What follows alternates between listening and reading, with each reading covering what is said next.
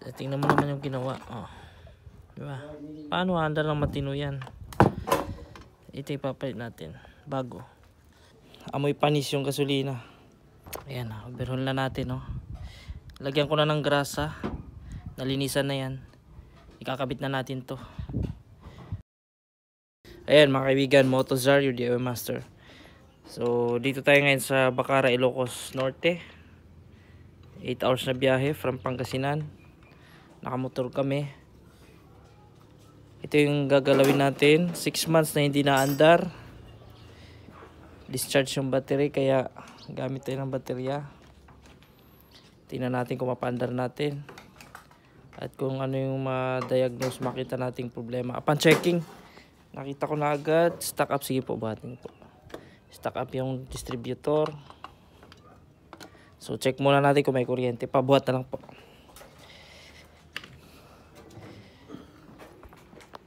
Ayan mga kaibigan, tinanggal ko muna yung cover ng carburetor. Yun palang ginalaw natin. Tapos nagkabit tayo ng baterya.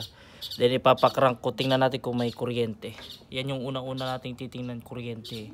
Sige po, crank po. Sige, crank. Opa. Teka lang ha. Huwag nyo po munang i-on. Sige. Opo. Okay. May kuryente mga kaibigan. So next na mission natin, gasolina. Kung may tatapon bang gasolina, tatanggalin ko ito. Lagot. Wala akong dalang open na 14. Wala akong dala eh.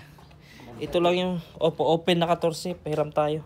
Ito lang yung dinala kong tools mga kaibigan. Sa layo ba naman kasi ng biyahe. 8 hours yung biyahe, mabilis ang takbo na yun. Nakamotor kami. Kaya basic tools lang yung dinala ko talaga. Special yung lakad na ito mga kapatid. Kinontrata ko na ito. Yan. Ang binayaran talaga sa akin dito, yung pagod sa biyahe at saka yung effort, saka time ko. Sa sobrang kabisihan ko, inaisingit ko ito. Yun mga kaibigan. Paggawa, napakadali lang naman yan. Madali lang maggawa niya mga kapatid kasi yan yung expertise ko eh. Toyota 4K. Ito nakatanggal itong kanyang idle solenoid. Pero try natin kung may kuryente. Sige, on nyo po yung susi kung may kuryente. Ayan, hindi lang naikabit ng maigi yan mga kapatid. May kuryente siya. Ayan. Kita nyo? Ayan. May kuryente.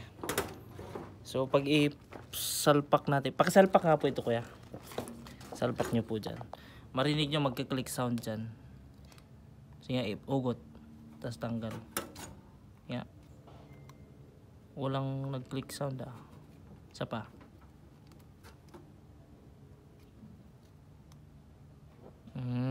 Check natin bakit walang click sound. Ayan mga kapatid. So merong clicking sound. Kunti-kunti lang. Check natin ngayon ay gasolina kung may bulwak dito. Dito ko na siyang i-check. Kung may bombang gasolina. Crank nyo nga po, kuya.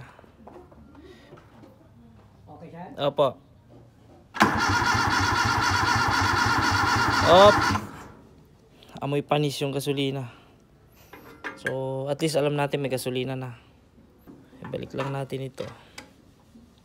Tapos, tingnan natin kung magkakapundo itong karburador.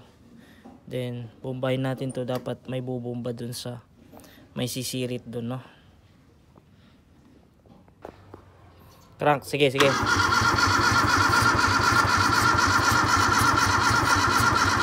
Opya. Baka malubatan tayo. Sige.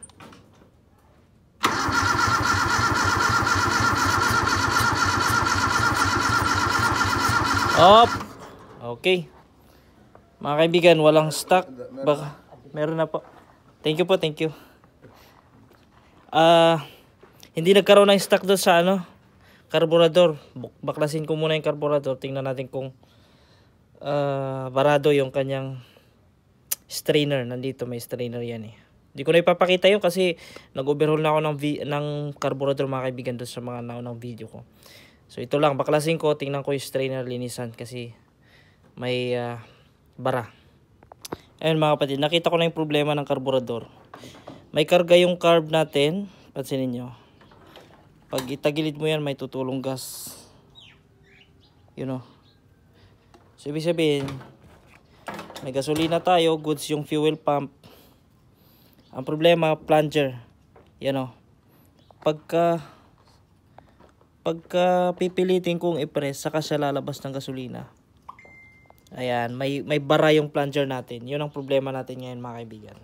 The rest, may kuryente, may gasolina na, andar na to. 100%. So, tanggalin ko lang tong air horn ng carburetor. Linisan ko yung daluyan doon sa plunger. Tusukin lang yan ng napakalit na wire. Ayan, nabuksan na natin. Ito yun. Ito yung may bara, mga kaibigan. Ito yung titi-titi niya yan. So, string ng gitara. Pang sundot ko lang dyan. Yan o. Kasi may bara. Hindi ko na ipapakita sa inyo dahil mahirap. One man, one hand ako eh. Okay? Basta yan ang lilinisin ko. Tapos linis-linis konti. Salpak na. Para paandarin natin. So mga kaibigan, kung pansinin niyo, i-press ko ito. May sirit na yan. You know. Kita nyo. Kita nyo. Yan. Yan yung wala kanina. So linis, tas kabit. Ayan mga kaibigan, okay na yung plunger natin. Kaso may problema. Ito, stuck up mga kaibigan. Yan mga kapatid, isa itong problema na na-discover natin. Ito. Tingnan mo naman yung ginawa. Oh. Diba? Paano handar ng matino yan? Ito ipapalit natin. Bago. With O-ring. Idle solenoid sa carburetor. Eh mga kapatid, oh, meron ng ayan oh. Gumana na, kinabit ko na, may plunger na oh. Nag-i-spray na yan oh. Lakas. Oh, sige, start. Ayan mga kapatid, syempre umandar na. Kasi okay na yung carburetor, wala nang parado eh. Okay yung fuel supply, electrical supply, okay. Kaya under talaga yan. Ngayon i-check ko lang kung nagcha-charge ito. Kasi problema nila, nagdi-discharge daw eh.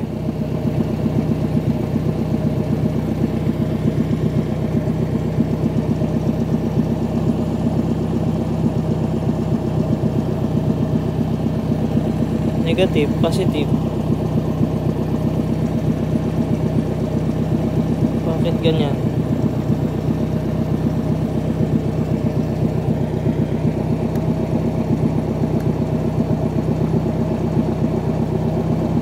Ayan o. I-rev nyo nga po, i-rev. Ito to. Iganyan nyo po. Revolution po.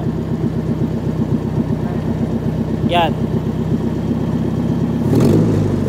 Sige. Okay na. Walang sira yung alternator. Nagcha-charge naman. Ayan, dahil umandar naman ang mga kaibigan, PCB nilinis ko na rin yan. Okay na tayo sa fuel supply. Ngayon ang natin ito kasi stock up.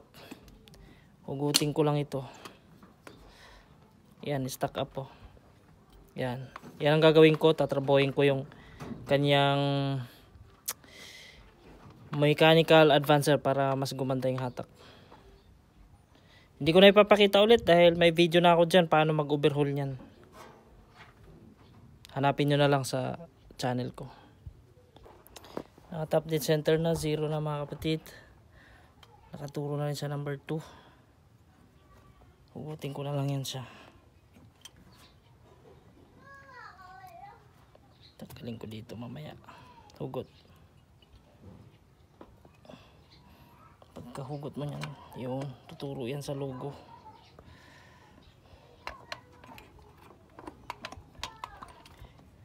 Ito, i-overhaul ko lang.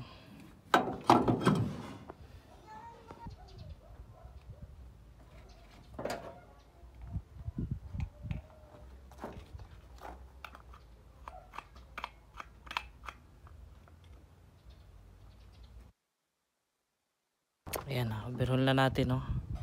Lagyan ko na ng grasa. Nalinisan na yan. Ikakabit na natin to. Tapos kabit yung mga pyesa. Kakabit na natin to. Tapos andar na yan. Nang matino, nang maayos. Ayan, tapos ko nang na-overhaul mga kapatid. So ikakabit ko na yan. Again. One hand technique. Ganyan konti yan. Ganyan. Pagpasok mo nyan, turo sa logo. Turo sa logo. Huwag kang matigas. One man lang ako ngayon. One hand. One man hand technique. Ayaw magturo eh. Yun. Ay sus. Lubusan na ba? Ayun. Spark plug number 2. Yan yung turo niya. Mali yung spark plug number 1 ha. Tulad ng sinabi ko nung nakaraan.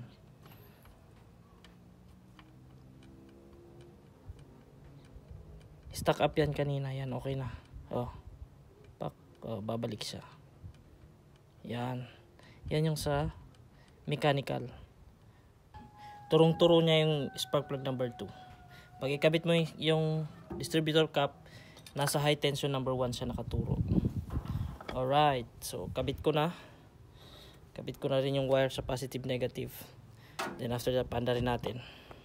Ayan mga kaibigan, for last. Kabit na natin, okay na lahat. Napaandar ko na kanina. Try natin. Napaanda rin yung natutulog ng 6 months at ang daming dumi. Ayan o. See? Ganda na ng response. Oh. Oh. Oh. Crack yung ano eh, tambutso oh. Singaw. Kaya namumutok-putok pero napakaano na yan, matining na yan mga kapatid. So test drive natin. Thank you for watching. Ayan, test drive tayo. Pa-video po. Wala nga, sige. Pakita na lang siya, kanya. Dito sa akin. Ayan. Ayan mga kaibigan, test drive na natin.